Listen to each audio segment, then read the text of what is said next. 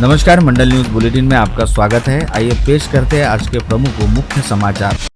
हाल ही में संपन्न हुए नगर परिषद व नगर पंचायत के चुनाव के समय राज्य की सत्ताधारी महायुति में शामिल भारतीय जनता पार्टी व शिंदे गुट वाली शिवसेना के बीच जबरदस्त तनातनी दिखाई दे रही थी, परंतु इसके उपरांत केंद्रीय गृह मंत्री अमित शाह द्वारा मामले में हस्तक्षेप करने के साथ ही भाजपा प्रदेशाध्यक्ष रविंद्र चव्हाण को दिल्ली तलब किए जाने के बाद भाजपा अचानक ही बैकफुट पर आ गई है, जिसके चलते अब यह संभावना बनती नजर आ रही है कि भले ही दोनों दलों ने नगर परिषद और नगर पंचायत के चुनाव में एक दूसरे के खिलाफ अपने प्रत्याशी खड़े किए थे, परंतु मनपा चुनाव के लिए दोनों दलों के बीच युति होने वाली है। यदि ऐसा होता है तो इसका सीधा असर अमरावती मनपा के चुनाव पर भी निश्चित रूप से पड़ेगा, जहां पर करीब 75 सीटों पर चुनाव लड़ने की तैयारी कर रही भाजपा को कई सीटें अपने सहयोगी दलों के लिए छोड़नी होगी, जिसके चलते अमरावती मनपा की कुल 87 में से केवल 50 सीटों पर ही कमल चुनाव चिन्ह के साथ भाजपा के प्रत्याशी खड़े दिखाई देंगे। बता दें कि एनडीए सहित महायुति के घटक दल के तौर पर शामिल रहने वाली युवा स्वाभिमान पार्टी के संस्थापक अध्यक्ष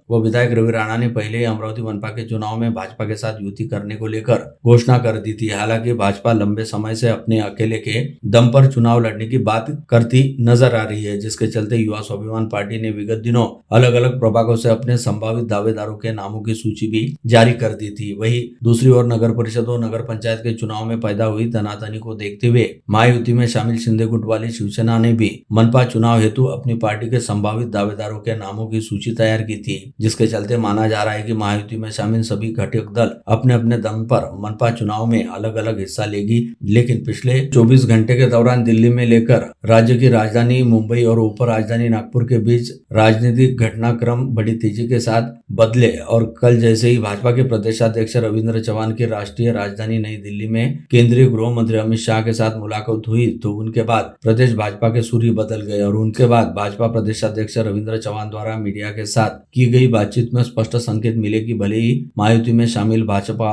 व शिंदे गुट वाली शिवसेना ने नगर परिषद और नगर पंचायत का चुनाव एक दूसरे के खिलाफ अलग अलग लड़ा था, लेकिन मनपा चुनाव में दोनों दलों की युति होने जा रही है, जिसके चलते अमरावती महानगर पालिका सहित राज्य की 29 महानगर पालिकाओं के चुनाव हेतु भाजपा और शिंदे गुट वाली शिवसेना के बीच सीटों का बंटवारा होगा। बता दें कि 87 सदस्यीय अमरावती मनपा के 3 मुस्लिम बहुल प्रभागों की 12 सीटों को छोड़कर भाजपा द्वारा शेष 19 प्रभागों की 75 सीटों पर अपने प्रत्याशी खड़े किए जाते हैं, जिसमें से करीब 15 सीटों पर इस बार शिंदे गुट वाली शिवसेना द्वारा दावा किया जाने की पूरी उम्मीद जताई जा रही है। वहीं दूसरी ओर भाजपा के साथ मनपा चुनाव हेतु युति करने को बेताब युवा स्वाभिमान पार्टी द्वारा भी कम से कम 10 सीटों पर अपना दावा ठोका जाएगा, जिसके चलते भाजपा के पास अपने प्रत्याशी खड़े करने हेतु 75 में से मात्र 50 सीटें उपलब्ध होगी, जिन पर भाजपा के प्रत्याशी कमल चुनाव चिन्ह के साथ। ज्ञात रहे कि पिछला मनपा चुनाव सभी दलों ने अलग अलग स्वतंत्र तौर पर लड़ा था, जिसमें भाजपा ने रिकॉर्ड 45 सीटें जीती थी। वही अब एकीकृत रहने वाली शिवसेना के धनुष्यबाण चुनाव चिन्ह पर सेना के 7 पार्षद निर्वाचित हुए थे। वही युवा स्वाभिमान पार्टी ने भी 3 सीटों पर जीत हासिल की थी।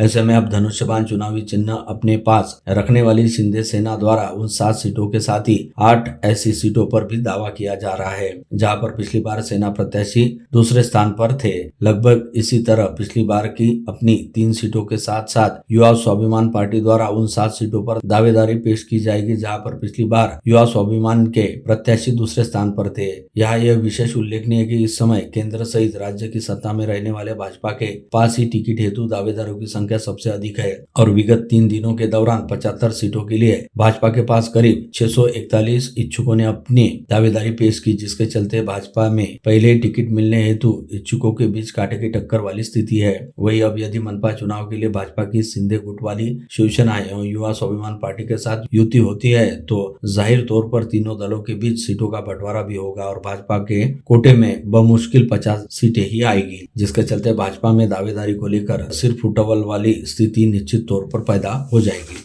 सूत्रों के अनुसार युति के तहत शिंदे सेना 15 सीटों और युवा स्वाभिमान पार्टी 10 सीटों पर दावा ठोक सकती है। ऐसे में मित्र दलों को साथ लेकर चलने की रणनीति भाजपा को भारी पड़ती नजर आ रही है। सीटों के बंटवारे के कारण पार्टी के भीतर पहले से ही एक अनार और 100 बीमार जैसी स्थिति बनी हुई है। भाजपा में पहले ही हर प्रभाग में कई दावेदार मैदान में है। अब युति के बाद सीटें घटने से टिकट के लिए होड़ और तेजी होने की संभावना है। पार्टी के कई वरिष्ठ कार्यकर्ता और नए दावेदारों के बीच रस्साकशी तेज हो गई है। युति के बाद किसकी कटेगी किसकी बचेगी को लेकर शहर भर में चर्चाओं का बाजार गर्म है। संभावित गठबंधन को लेकर जहां एक और दावेदारों में हो सकता है, वहीं दूसरी ओर टिकट काटने की आशंका से संभ्रम का माहौल भी बना हुआ है। कई इच्छुक उम्मीदवार दिल्ली और मुंबई तक अपनी पैरवी तेज करने में जुट गए हैं। ऐसे में भाजपा के सामने सबसे बड़ी चुनौती सहयोगी दलों को संतुष्ट रखते हुए अपने कार्यकर्ताओं को नाराज न रखना, शिंदे सेना और युवा स्वाभिमान पार्टी के दबाव के सीट बंटवारा संतुलित करना आसान नहीं माना जा रहा। अब सभी की निगाहें युति और औपचारिक घोषणा और अंतिम सीट बंटवारे पर टिकी है, जो तय करेगा कि अमरावती मनपा चुनाव में भाजपा किस रणनीति के साथ मैदान में उतरेगी और किसे टिकट मिलता है, किसे नहीं। ध्यान दिला दें कि शहर भाजपा के वरिष्ठ नेता एवं मनपा के पूर्व सभागृह नेता तुषार भारती ने विगत दिनों ही अपने साईनगर प्रभाग में युवा स्वाभिमान पार्टी के साथ युति की संभावनाओं को पूरी तरह से खारिज करते हुए अप्रत्यक्ष तौर पर संकेत दिए थे कि साईनगर प्रभाग में भाजपा की किसी भी अन्य पार्टी के साथ युति नहीं होने दी जाएगी, बल्कि महायुति में शामिल सभी घटक दल साईनगर प्रभाग में अलग अलग चुनाव लड़ेंगे और घटक दलों के प्रत्याशियों के बीच मैत्रीपूर्ण लड़त होगी। माना जा रहा है कि तुषार भारती का यह स्टैंड शिंदे गुटवाली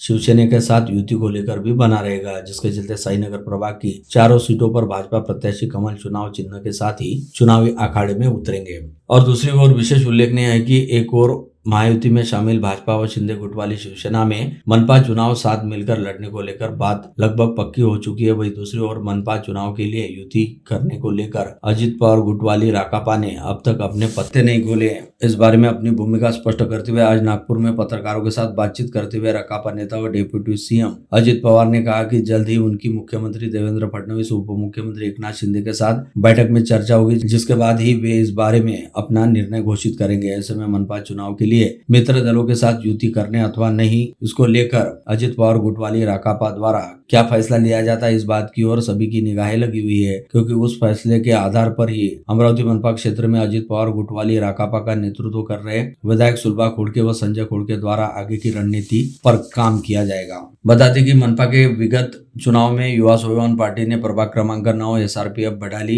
की 3 में से 2 सीटें जीतने के साथ ही प्रभाग क्रमांक 20 सूदगिरनी गोपाल नगर की 4 में से 1 सीट पर जीत हासिल की थी, जिसके चलते प्रभाग क्रमांक 9 से सपना ठाकुर व आशीष गावंडे तथा प्रभाग क्रमांक 20 से सुमति ढोके पार्षद निर्वाचित हुए थे, जिसमें से सपना ठाकुर अब अजित पवार गुटवाली राकापा में शामिल है। ऐसे में इन 3 सीटों पर व 2 पार्षदों के लिए सीटें मांगने के साथ ही युवा स्वाभिमान पार्टी द्वारा बडनेरा निर्वाचन क्षेत्र में शामिल मनपा के प्रभागों में कुल 10 सीटें अपने लिए युति के तहत मांगी जा सकती है। इन प्रभागों में प्रभाग क्रमांक 9 एसआरपीएफ बड़ाली, प्रभाग क्रमांक 10 बेनोडा भीमटेकड़ी दस्तूरनगर, प्रभाग क्रमांक 13 अंबापेट गौरक्षण, प्रभाग क्रमांक 17 गढ़गड़ेश्वर, प्रभाग क्रमांक 18 राजापेट श्री संत कंवरराम प्रभाग क्रमांक 9 वन्नी साईनगर, प्रभाग क्रमांक 20 सूदगिरनी, प्रभाग क्रमांक 21 जूनी बस्ती बडनेरा, प्रभाग क्रमांक 22 नई बस्ती बडनेरा का समावेश है। इन सभी 9 प्रभागों में कम से कम 10 सीटों के लिए युवा स्वाभिमान पार्टी की ओर से सुमति ढोके, नितिन बोरेकर, अजय जायसवाल, राजा बागड़े, सूरज मिश्रा, जयश्री मोरया, आशीष गावंडे व संगम माहुलकर को टिकट हेतु सबसे प्रबल दावेदार माना जा रहा है।